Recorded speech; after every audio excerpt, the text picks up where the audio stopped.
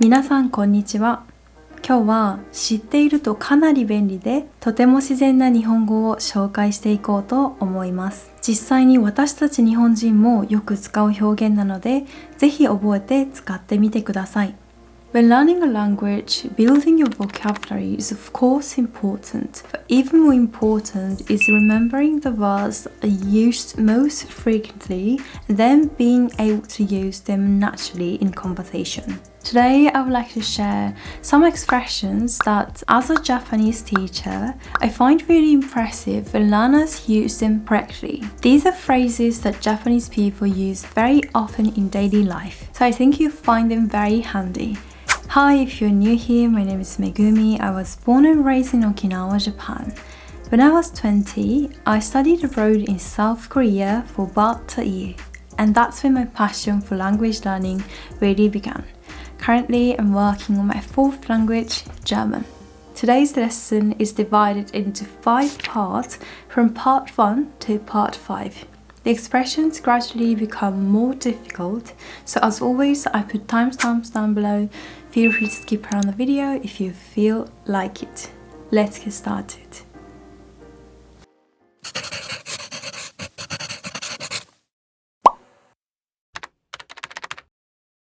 When speaking Japanese, you might find yourself thinking, should I say imasu, imashita, desu, deshita?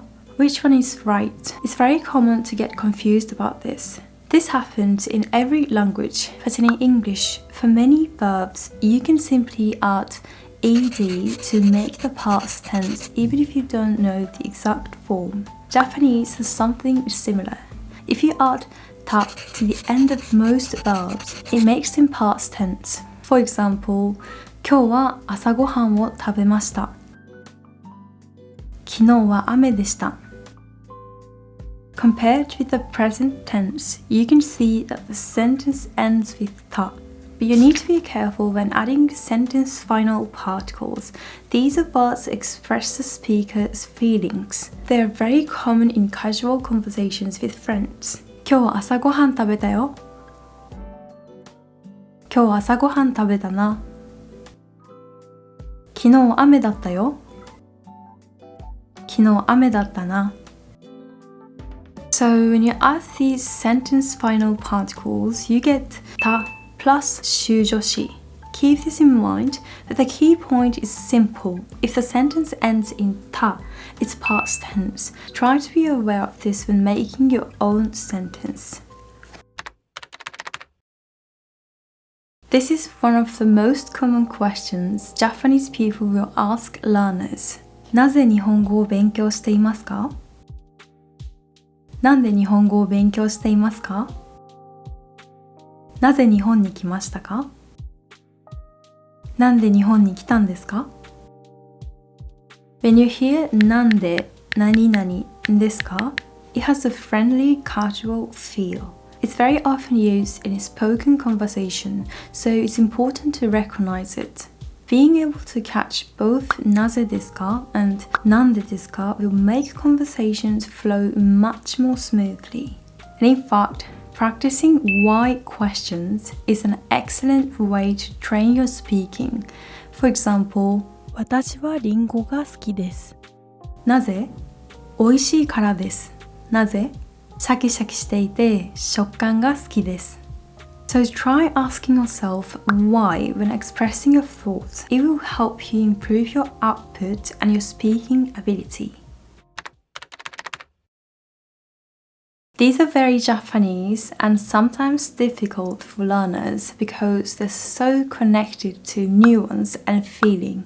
何々ね is mainly used when seeking the listener's empathy or when agreeing with them. きれい、きれいだね。Here, speaker B is sharing the feeling with speaker A. But look at the reverse. きれいだね。きれい。Here, speaker A is seeking empathy. If speaker B replies without 何々ね or something it can feel a bit blunt. So, 何々ね is essential in Japanese conversation. Please remember that it's used when showing empathy. On the other hand, 何々よ is often used when inviting someone. 一緒にご飯行こうよ。この映画面白そう。見に行こうよ。Even in polite speech, you can hear 何々ですよ。何々しましょうよ。But 何々よ is mostly casual. Try using it with your friends. In daily conversation, these are used a lot. More formal exams like JLPT often use だけれども or けれども. But in real life, it's mostly けど or だけど。このケーキは甘いけど美味しい。雨降ったけど野球の試合大丈夫かな？この花綺麗だけど少し高いね。今日は休日だけど仕事があります。So, after E adjectives and verbs, use けど。After not adjectives and nouns, use だけど。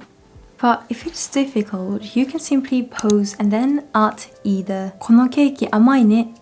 けど美味しい。このケーキ甘いね。だけど美味しい。今日は休日です。だけど仕事があります。今日は休日です。けど仕事があります。If you're worried about making mistakes while speaking, try pausing your sentence first and then adding けど or だけど. That way you won't go wrong. As you get more used to it, you naturally start joining them into a single sentence.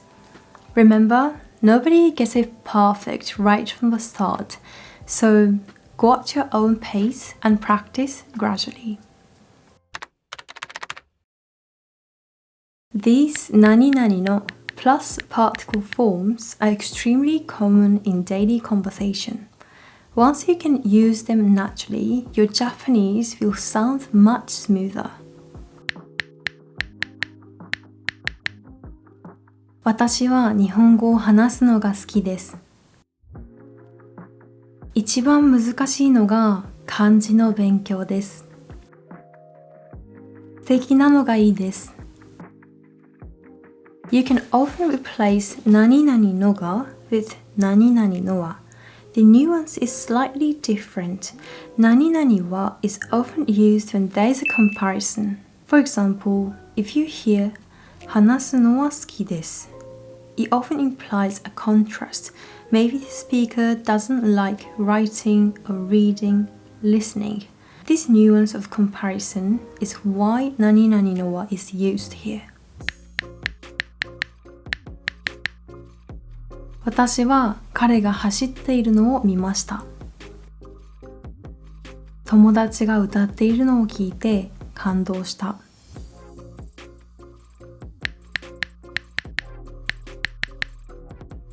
Next, 何々のに is used to express contrast. You mention something that happened in the first sentence and then show in the second sentence that the opposite occurred, or that something contrary to expectation happened. 今来たのにもう帰るの？今日は晴れなのに家にいました。